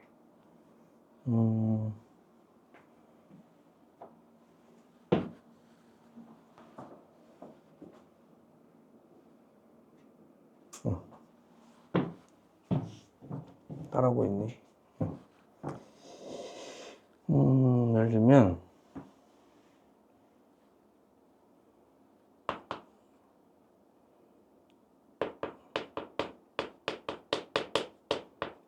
막간 공간에 수소 이온을 첨가한다 치자. 자, 첨가했을 때 첫 번째 해당 과정, 두 번째 T3 회로, 세 번째 전자 전달계, 네 번째 ATP 합성. 자, 이 과정들이 촉진되는지 억제되는지 한번 생각해 보자. 막간 공간에다가 수소이온을 첨가했대요. 자, 그러면 이거 첨가하는 순간 제일 처음 영향받는 건 뭘까요? 막간 공간에 수소가 많아졌으니 수소가 기질로 이제 확산될 거 아니야. 그러면서 뭐가 만들어져? ATP는 합성량이 늘어납니다. 알겠죠? 얘는 늘어납니다. 하지만 막간 공간에 수소의 농도가 많은 상태이기 때문에 전자 전달계는 촉진되게 억제되게, 얘는 억제가 되겠죠. 왜냐면 전자 전달계에 의해서 원래 막간 공간의 수소 농도를 높이는 게 목적이었거든. 근데 지금 내가 높여놨잖아. 그러니까 얘는 억제가 일어납니다. 얘를 할 필요가 없으니까. 지금 돼 있으니까. 그래서 지금 얘가 억제가 돼버리면 전자 전달계에 NADH와 FADH를 안 받는 거잖아. 안 받으니까 뭐가 안 만들어져? NADH와 FADH가 안 만들어지겠지. 그럼 얘네들이 만들어지는 과정을 뭐라 그래? T3 회로죠. 얘도 그래서 억제가 일어납니다. 알겠죠? 근데 얘가 억제가 되면 T3 회로 과정에서 필요한 기질은 뭐냐면 피로부산이지. 그럼 피로부산이 만들어지는 것도 안 만들어지겠지. 그래서 얘도 억제가 일어납니다. 알겠니? 그래서 막간 공간에 수소를 첨가해버리면 유일하게 ATP는 만들어지지만 나머지는 다 억제 반응이 일어납니다. 됐니? 이게 각각의 반응들의 그 일을 알고 있으면 알 수 있는 거. 다른 예를 들어볼까 또? 좀 헷갈리나 본데?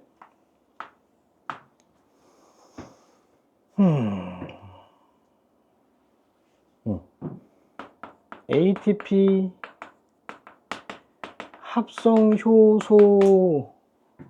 효소의 확산을 억제시켰어. 그러니까 ATP 합성 효소를 통해서 확산되는 수소를 못 통과시키게 막았다고요.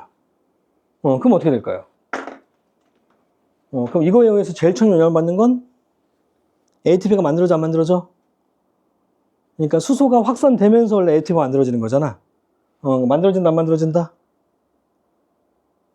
잘 통과를 못하니까 어려워서 그런 거야 지금. 자, 만들어진다 안 만들어진다? 총명아, 만들어져 안 만들어져 ATP? 그러니까 막간 공간에서 ATP 합성 요소를 통해서 수소가 확산되면서 ATP가 만들어지는 거라고. 이 힘에 의해서. 내가 바람개비에 호흡 불면 바람개비가 돌아가는 것처럼. 알겠죠? 그러니까 만들어진다 안 만들어진다? 다 대답해야 돼. 안 만들어진다고요. 맞지? 자, 근데 얘가 안 만들어지면 막간 공간에서 기질 쪽으로 수소가 잘 확산이 안 되는 거잖아. 그치? 확산이 안 되니까 막간 공간에 고농도가 형성되어 있는 거지. 그치? 그러니까 전자전달계가 일어날 필요가 있어 없어? 없죠. 전자전달계의 목적은 막간 공간의 수소 농도를 높이는 게 목적이거든. 그러니까 얘가 안 일어나는 거지. 그럼 얘가 안 일어나니까 나머지도 안 일어나겠지. 그래서 ATP 합성요소를 억제해버리면 전부 다 억제가 일어납니다. 됐니? 이해됐니? 하하.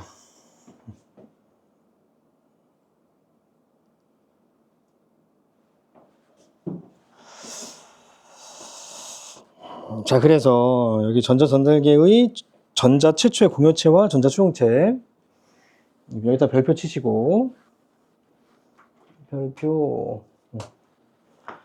전자전달계 맨 처음에 전자를 공급해 주는 게 누구냐면 이게 NADH하고 FADH2인데 둘 중보다 누가 더 제일 먼저 공급해요? 얘가 공급해요? 얘가 먼저 공급해요? 얘가 먼저 공급하죠? 그 말은 NADH가 더 많은 에너지가 있기 때문에 NADH가 먼저 공급합니다. 근데 이제 FADH2도 이 과정에서는 제일 처음에 공급하는 거지. 이 과정에서 제일 처음에 공급하는 건 NADH2, NADH. 이 과정에서 제일 먼저 공급하는 건 FADH2. 그래서 NADH와 FADH2긴 한데 이게 전자가 전달될 때마다 에너지가 나오니까 자, 그럼 NADH에 의해서 전달되는 에너지가 더 많이 있니? 아니면 FADH2가 더 에너지를 더 많이 갖고 있니? 이게 전달될 때마다 에너지가 나오는 거니까. 둘 중에 누가 더 많은 에너지를 갖고 있다?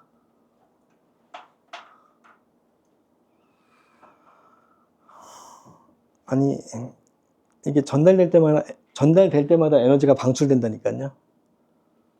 그러면 더 많이 전달되는 게 에너지가 더 많이 갖고 있는 거니까 둘 중에 누가 더 많이 갖고 있다?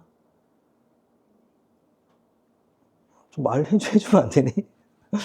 이렇게 반응할 거야? 자, NADH가 더 많이 갖고 있겠죠?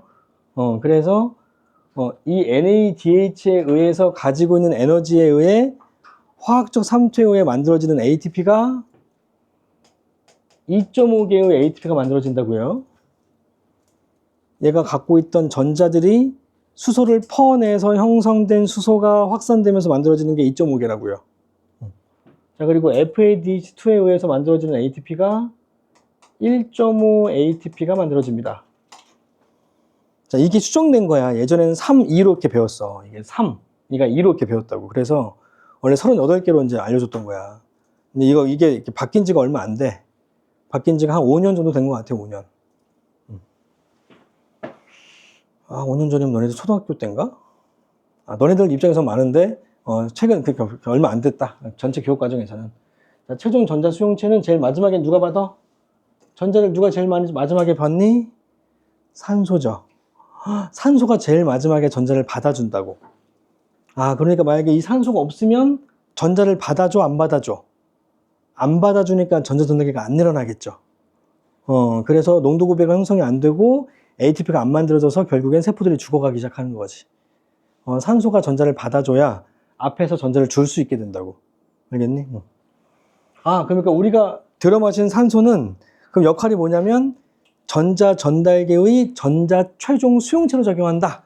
이렇게 알고 있으면 됩니다. 마지막에 전자를 받아주는 물질. 바로 산소 기체입니다. 자, 그래서 이 반분자의 산소가 전자 2개를 받아준다고. 알겠지? 그럼 우리가 좀 계산을 좀 해볼까?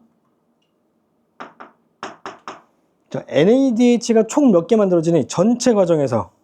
자, 포도당 한 분자가 전체 과정 한 바퀴 돌 때 NADH는 전체 몇 개 만들어지게? 일단 해당 과정에서 몇 개? 해당 과정에서 몇 개? 2개. 그 다음에 피로부산의 산화하고 T세 사이클 과정에서 몇 개? 찾아보세요. 뭐 안 외워지는 게 당연하지. 몇 개? 한 분자에 의해서 NADH 몇 개? 8개. 그럼 합치면 몇 개? 10개. 맞지? 10개의 NADH. 쓰지 마, 이거는. 밑에 나와. 자, NADH 만들어졌고요. 자, 그럼 이거에 의해서 ATP 몇 개 만들어져? 한 분자가 2.5니까. 몇 개? 25개의 ATP가 화학적 삼투에 의해서 만들어지겠죠. 산화적 인산화로. 그 다음에 두 분자에 FADH2가 전달한 에너지를 가지고 산화적 인산화가 일어나면 몇 개? 얘가 하나가 1.5. 그럼 두 분자니까 몇 개? 입에 꽉 다물어져 있네. 자, 3개의 ATP가 만들어지죠? 그럼 합치면 몇 개? 28개의 ATP. 이게 산화적 인산화 과정에서 만들어지는 ATP의 개수입니다. 알겠니? 자, 그러면 T세 사이클에서 기절수로 인산화해서 몇 개? 포당 한 분자가. 아까 캐로로가 하나 그냥 ATP 뱉으라 그랬잖아요. 한 바퀴 돌 때 하나 만들어지니까 포당 한 분자면 2바퀴 돌아야 되니까 몇 개? 2개. 그리고 해당 과정에서 몇 개? 해당 과정에서 기절수는 몇 개? 또 까먹었어. 자, 2개. 다시 T세 사이클에서 2개. 합치면 몇 개? 4개죠. 그래서 4개의 ATP가 기술순으로 인산화해서 합치면 몇 개? 32개의 ATP가 만들어진다고요. 알겠니? 그래서 총 만들어진 ATP가 그래서 32개라고.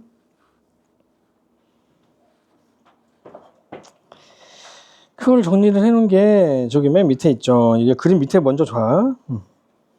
자, 그림 밑에 보면 그래서 32개의 ADP가 32개의 ATP가 만들어진다 쓰면 되고, 여기 그림에서 조금 이해해 볼까요? 여기 보면 2개 여기 있다. 자, 이거 2개하고 6개니까 8개, 2개. 그러면 총 8개의 NADH 10개구나. 여기 쓰세요. 이건 쓰세요. NADH, 써있구나. 여기 10개의 NADH하고 2분자의 NADH2. 자, 그러면 NADH 10분자가 가지고 있는 수소는 몇 개? 전자는 몇 개? 그러니까 NADH 한 개마다 전자 2개가 붙어 있는 거니까, 그럼 여긴 전자가 몇 개 운반되고 있는 거야? 10분자의 NADH가 전자 몇 개 운반? 한 분자가 2개씩 운반한다고. 몇 개 운반? 20개. 그럼 FADH2도 전자 몇 개 운반? 2개. 근데 2분자니까 4개. 그럼 전자가 몇 개 운반된 거야?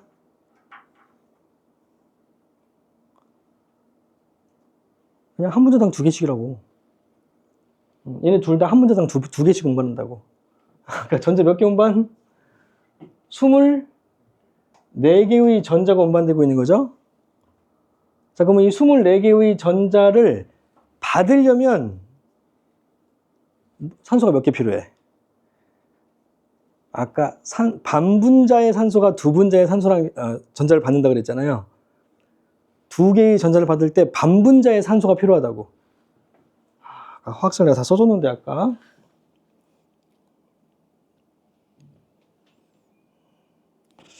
얼굴을 왜 자꾸 찡그리지? 써줄게. 일단 화학식을 쓰자. 반분자의 산소가 2개의 전자랑 만나서 2개의 수소랑 만나서 물분자 1개가 만들어진다고. 전자 2개 받았다고요. 알겠지? 자, 공유체는 NADH가 전자 2개를 공급해주고 NAD 플러스 2개의 수소와 전자 2개가 나온다고. 전자 2개 나오고 전자 2개 받는 거라고. 알겠지? NADH가 전자 2개 공유하고 반분자의 산소가 전자 2개를 받는다고. 알겠니? FADH도 마찬가지. FADH2가 FAD로 변하면 2개의 수소와 2개의 전자가 나옵니다. 전자 2개 공급해 준다고요. 됐어요? 산수를 잘하잖아. 근데 지금 이거 얘기를 안 해줘서 그런가. 자, 그래서 자, 여기 12분자의 NADH와 2분자의 FADH2가 가지고 있는 전자는 몇 개? 24개. 그럼 이거를 받으려면 산소가 몇 분자가 필요해? 6개의 산소가 필요하죠. 그래서 6개의 산소가 10개의 수소랑 결합하면서 몇 분자의 물이 만들어져? 6개가 만들어지는 겁니다. 알겠니? 응. 여기. 아니지. 산소 분자가 6분자가 반응했으니까 24개의 수소가 반응해서 12분자의 물이 만들어지네요. 그래서 생성물로 물 분자가 12분자가 만들어진다고. 우리 맨 처음 보면 여기 생성물에 물 12분자 나왔죠? 12분자 이거. 자, 여기다가 한번 우리 한번 써볼게. 어떤 반응에서 각각 만들어지는지. 여기 앞에다가 맨 앞에 돌아와서 각각 잘 보이는 색깔로 적으세요. 이거를 정리하는 게 되게 중요해서. 자, 6개의 산소가 들어가죠? 어느 반응에서 산소가 쓰여? 산소가 쓰이는 목적은 뭐 어디에서 쓰인다? 전자 전달계의 최종 전자 수용체. 맞아요? 얘가 전자전달기에서 받는 거예요. 쓰이는 거예요. 최종 전자 수용체. 그래서 이 산소가 6개 받아서 뭐로 바뀌어? 물로 바뀌는 거죠. 물론 이 물로 바뀔 때 수소도 이용되니까. 그 다음에 이때 들어가는 물은 어디에 쓰이는 거? 물이 지금 들어가고 있는 거잖아. T세이 사이클 과정에서 수소를 뜯어낼 때 수소를 공급해 주는 걸로 물 들어간다 그랬잖아요. 이게 들어가는 공간을 한번 잘 생각해 봐. 처음에 세트산이 알파케토가 될 때 물 들어가고, 맞지? 맞지? 그리고 알파케토가 석신산이 될 때 물 한 번 더 들어가고, 그리고 말산이 물 먹고, 아니지, 푸마라산이 물 먹고 말산 된다 그랬죠? 한 번 더 받죠. 그 물 분자 몇 개 받았니? 3개 받았지. 근데 포호당 한 분자가 돌 때는 몇 바퀴 돌아? 그러니까 물 분자 몇 개 필요해? 6개 들어가잖아요. 6개 들어가는 거. 얘는 TCA 회로의 수소 공급입니다. 수소 공급. 수소 이온의 공급하는 목적으로 물 분자가 6개 들어갔다. 자, 그래서 이때 만들어지는 게 NADH 가 8개 플러스 8개의 수소. 해당 과정도 있구나. 그럼 10개죠? 그리고 2개의 FADH2. 네? 이것도 10개. 그러니까 얘가 산화적 인산화 과정에 의해서 25개의 ATP를 만들고 얘는 뭐로 바뀌어 이제? 얘는 플러스 NAD 플러스로 바뀌고 그게 몇 개냐면 10분자죠?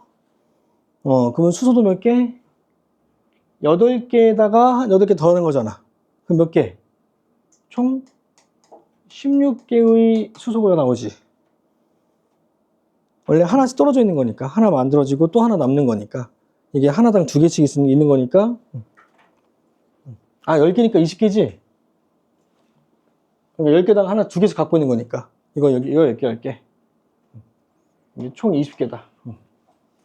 자, 그리고 FADH2에 의해서 이게 1.5니까 3 3개의 ATP를 만들고 2개의 FAD 플러스 2개의 수소가 나오지. 4분자니까 2분자니까 4개가 나오겠다. 자, 그러면 수소가 지금 몇 개? 24개죠. 그러니까 여기서 이제 합쳐서 시간 한번 써볼게. 24개 수소가 지금 나왔잖아. 자, 이거랑 같이 뭐랑 합쳐지냐면 여기는 산소하고 같이 반응하는 거라고. 여기는 산소랑 6개의 산소 더하기 전자도 24개지. 24개의 전자와 24개의 수소가 합쳐져서 12개의 물 분자가 만들어진다고요. 됐니? 그래서 이게 생성물로 12분자의 물이 만들어진다고요. 알겠니?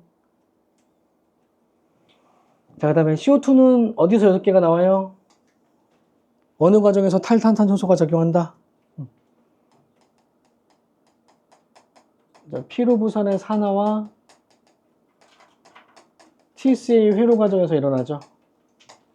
자, 피로부산의 산화 과정, 즉 피로부산이 아세틸코에가 될 때 한 번 탈탄산, 그리고 아세틸코에가 쭉 한 바퀴 돌아서 옥살아세탄에 합쳐져 가지고 한 바퀴 도는 거, 이 과정 할 때 C6가 C5가 될 때 하나, C5가 C4가 될 때 하나. 그래서 총 3개가 만들어지는 거죠. 그게 2바퀴 돌아야 되니까 총 6개의 CO2가 나오죠. 근데 되게 신기한 게 6개를 갖고 있었던 포호당이 6분자의 CO2가 나오니까 결국에는 완전 분해가 일어나는 거죠. 유기물 하나도 안 남고. 이 과정이 바로 산소에 의한 산소호흡 과정의 반응식입니다.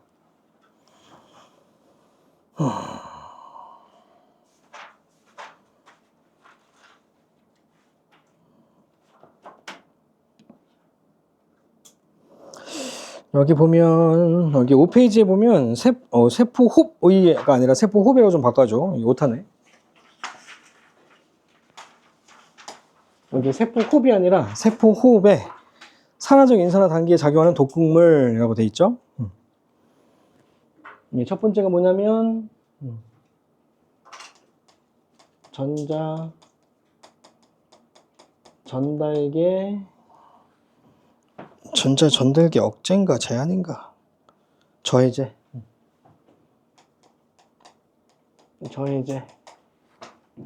그리고 두 번째는 ATP 합성요소 저해제.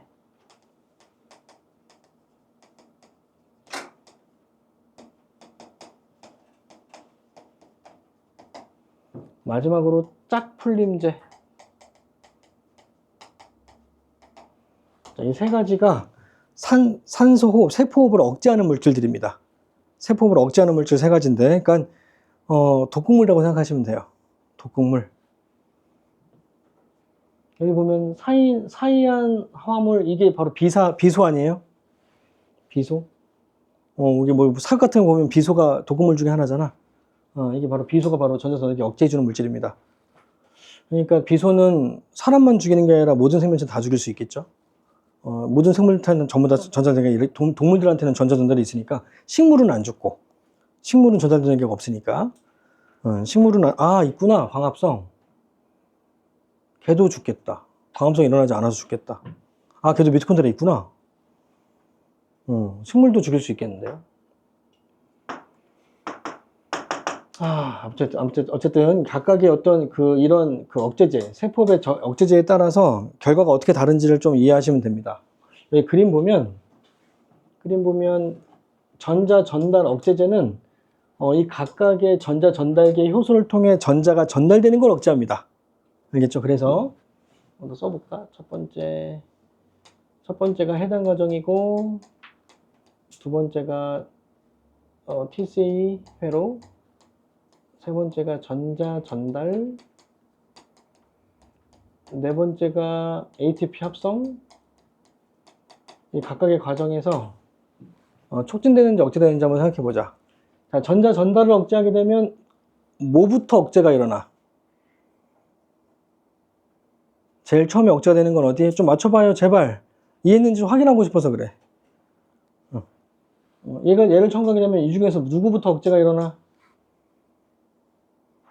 전자가 전달 안 되게 하니까 전자 전달부터 억제가 되겠죠? 얘가 억제가 일어나죠? 자, 그러면 전자 전달이 억제가 되면 뭐가 안 일어나? 이 포인트를 잡아야 되는데, 전자 전달이 안 일어나면 뭐가 안 돼요? 뭐라고? 아니, 그 전에 이게 갭이 넓으면 안 돼. 너무 넓게 점프 뛰면 안 돼. 그 앞에 일어나는 상황부터 얘기해야 돼. 전자 전달이 안 되면 뭐가 안 돼요? 전자 전달계의 목적을 내가 얘기했잖아. 전자 전달계의 목적은 뭐다? 전자가 전달될 때 방출되는 에너지로 뭘 해준다? 수소를 막강 공간으로 능동송 시켜준다고. 그 능동송이 안 되는 거지. 그래서 막강 공간의 수소이온의 농도 기울기를 형성을 못 시켜준다고. 알겠니? 그러니까 ATP가 잘 만들어져, 안 만들어져? 억제가 일어나겠죠. 맞지? 그러면 전자 전달이 안 일어나면 맨 처음에 전자가 전달되지 않는다는 얘기고, 그러면 전자의 최초 공유체인 NADH하고 FADH2가 필요 있어, 필요 없어? 필요가 없죠. 그러니까 안 만들죠. 맞지? 그러면 TCA 회로가 일어나지 않는다면 피로부산을 만들 필요가 없지. TCA 회로는 피로부산을 만들어서 들어오게 하는 게 목적이니까. 그러니까 해당 과정도 억제가 일어나겠죠. 알겠니? 그래서 다 억제 일어난다고요. 전자 전달이 억제가 되면. 그러면 ATP 합성요소를 억제하면 어떻게 될까요? 그러면 ATP 합성만 안 되는 거지. 맞지? 그럼 이게 합성이 안 된다는 건 뭐냐면, 막강 공간에서 기질적으로 수소이온을 확산을 안 시켜주는 거지.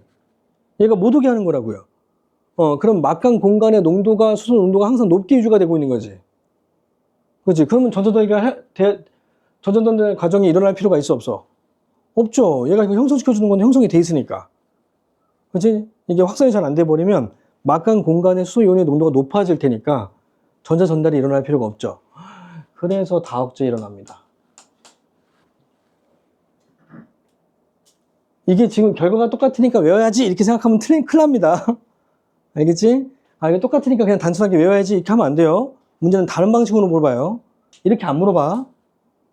이렇게 물어보지 않고 뭐 pH만 물어본다고요. 막간권의 pH, 안쪽에 기지 속의 pH만 이렇게 pH로 물어본다고. 아니면 산소 소모량 막 이렇게 물어본다고. 알겠지? 이 각각의 과정들을 다른 방식으로 물어보기 때문에 거기에 맞게끔 내가 해석을 해줘야 돼. 그러니까 순서가 중요해. 이렇게 변하는 순서가 중요하다고. 이렇게 돼버린 상태가 중요한 게 아니라 왜 이렇게 되는지가 순서가 되게 중요하다고. 자, 그러면 짝풀림자가 뭐냐면 이 중간에 수소 이온들을 이렇게 확산시켜 버립니다. 중간에 질질 새게 만들어주는 거예요. 질질 새게. 그러면 질질 새버리면 막간 공간과 기질 안에 수소 농도의 농도 기울기가 어떻게 돼? 농도 기울기가 약해지겠죠. 원래는 이게 농도 기울기 형성된 다음에 이쪽으로만 확산돼야 되는 거잖아. 여기를 통해서만 확산되면서 많이 이동하면서 ATP가 만들어져야 되는데 중간중간에 이렇게 세게 만들어주는 거라고요. 질질 세게. 그러면 이 막간 공간의 수소 이온의 농도가 낮아지겠지. 즉 pH가 높아지겠지. 맞지? pH가 높아지니까 ATP 합성이 잘 돼, 안 돼? 안 되겠지. 그 전보다는 잘 일어나지 않겠죠. 농도 구배가 약해지니까, 농도 차이가 적게 되니까 ATP가 만들어지지 않습니다. 자, 그러면 전자 전달 과정은 촉진될까요? 억제될까요? 촉진되겠지, 그치? 왜냐면 질질 세게 만들어가지고 막간 공간의 농도를 줄였잖아. 그럼 농도를 또 높게 하기 위해서 더 많은 능동성을 시켜주겠죠. 그래서 오히려 높아집니다. 알겠니? 그럼 얘가 높아지니까 이 전자전달에 공급하는 NADH와 FADH도 많이 만들어야 되겠지. 그래서 활성화되고 얘가 활성화되려면 얘도 이제 활성화되는 거죠. 이렇게 되는 거죠. 이해돼요? 그래서 지금 내가 쓴 이 과정들에 대한 그 결과를 원인과 결과 순서대로 쭉 내가 말할 수 있어야 돼. 자, 그리고 문제에서는 또 어떻게 물어보기도 하냐면 이 전자전달 과정을 산소의 소모량으로 물어보기도 합니다. 소모량. 그러니까 전자전달계가 억제됐니, 촉진됐니 이걸 이렇게 안 물어보고 산소의 소모량이 많아졌다, 적어졌다로 주기도 한다고. 그러니까 산소 소모량이랑 뭐랑 비례해? 전자전달 과정이랑 비례합니다.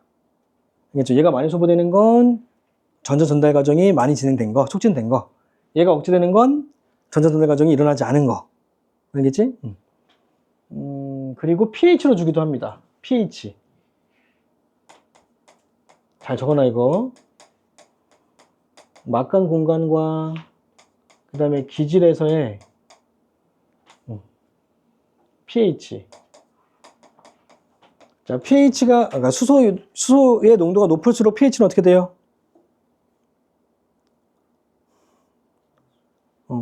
수소가 많아지면 pH는 내려가지? 그치? 응. 자, 근데 처음에 전자전달 과정이 저해가 되면, 그러면 수소를 막간 공간으로 능동성을 못 시켜주니까, 이 막간 공간의 pH가 높아져요, 내려가요? 막간 공간의 pH가 상대적으로 저해자를 넣기 전과 비교했을 때,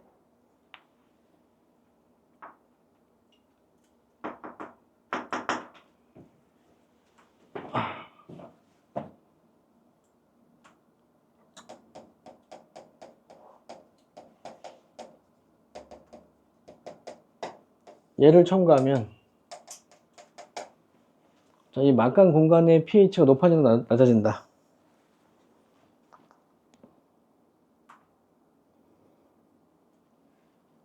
얘를 첨가하기 전과 비교했을 때 각자 다 물어볼 거야.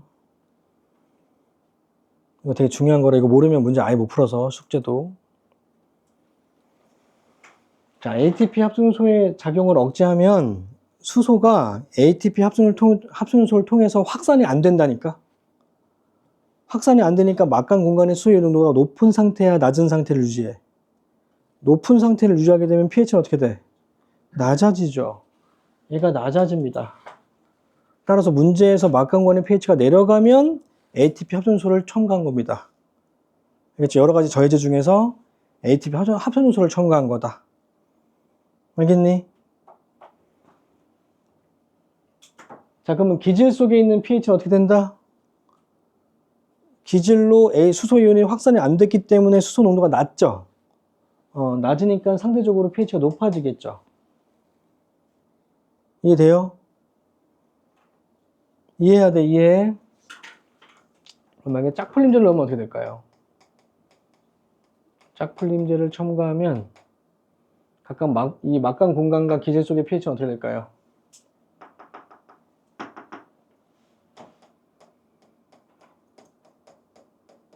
막강 공간의 pH와 기질의 pH. 자, 막강 공간은 어떻게 될까요? 총명아. 어떻게 되니? 짝풀림제를 넣으면.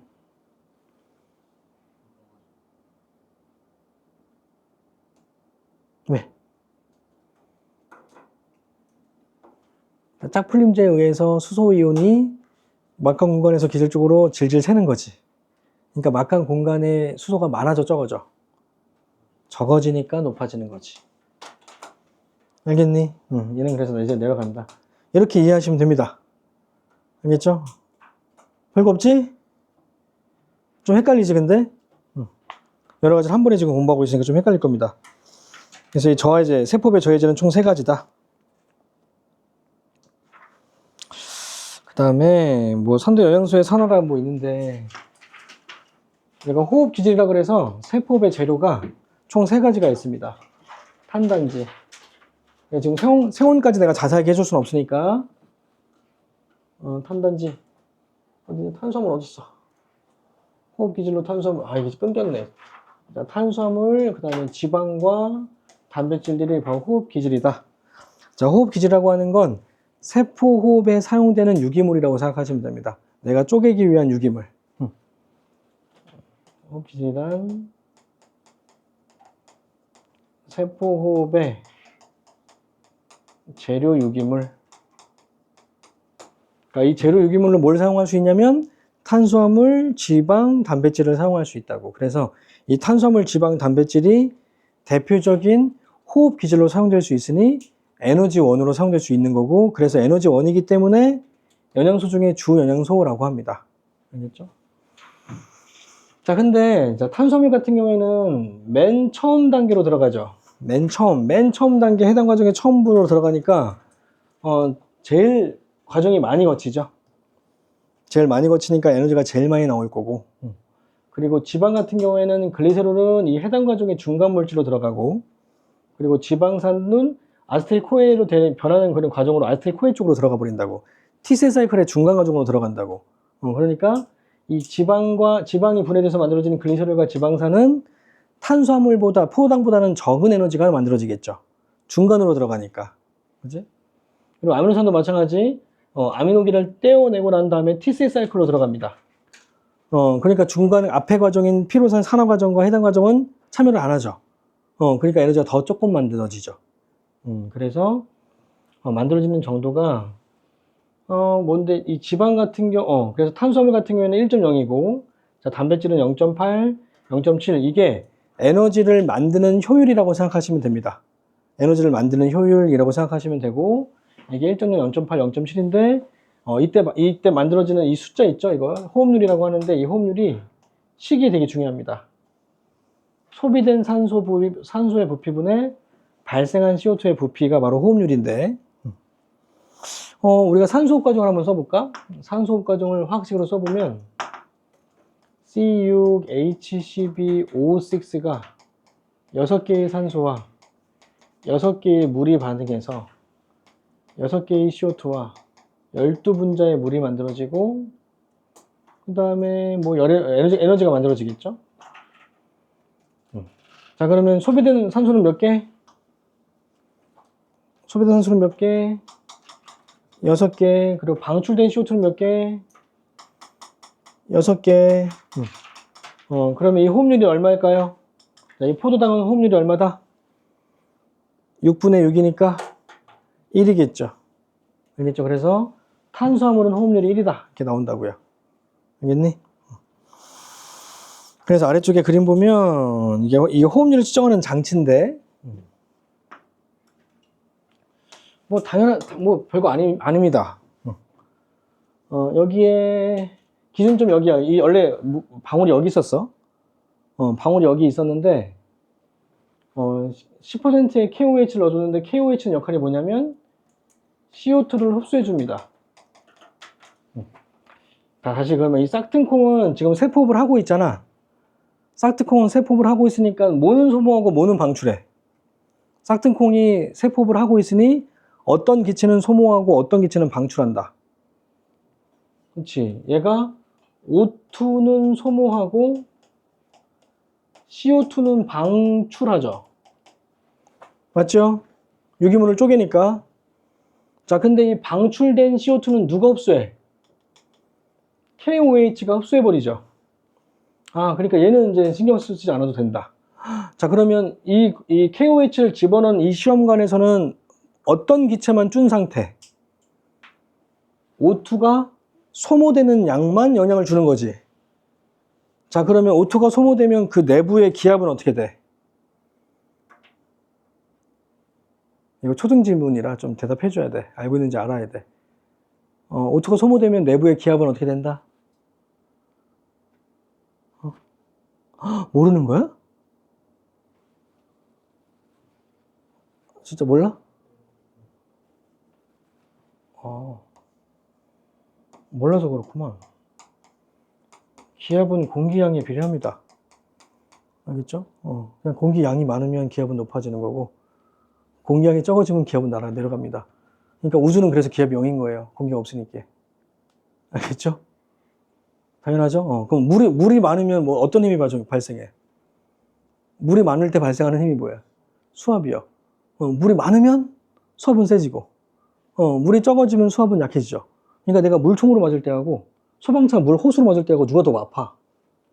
호수로 맞으면 뼈가 부러지죠?